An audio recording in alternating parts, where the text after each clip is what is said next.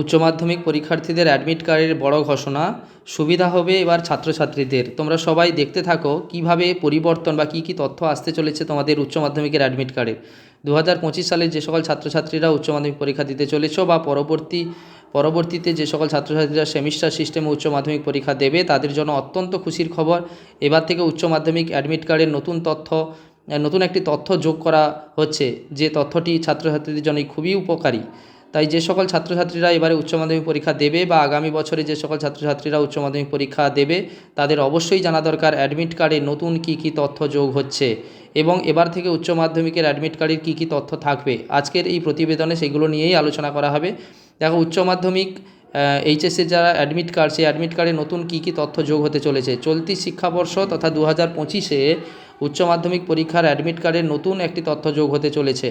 এবার থেকে উচ্চ মাধ্যমিকের অ্যাডমিট কার্ডে দেওয়া থাকবে পরীক্ষার সেন্টারের নাম, অর্থাৎ তোমরা যে পরীক্ষা সেন্টারে পরীক্ষা দেবে সেই সেন্টারের নাম লেখা থাকবে অ্যাডমিট কার্ডে।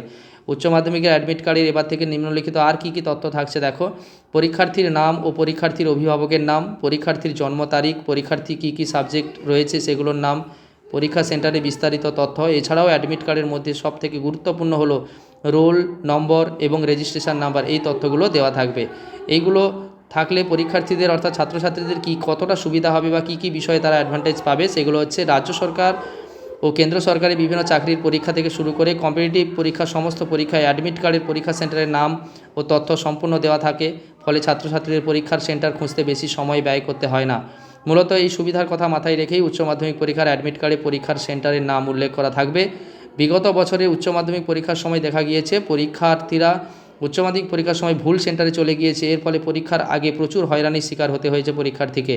তাই এই সব সমস্যার সমাধান করার জন্য, অর্থাৎ এই সমস্যা যাতে পুনরায় না হয়, তাই উচ্চ মাধ্যমিক শিক্ষা সংসদ অ্যাডমিট কার্ডে পরীক্ষা সেন্টারের তথ্য দেওয়া থাকবে বলে জানিয়েছে।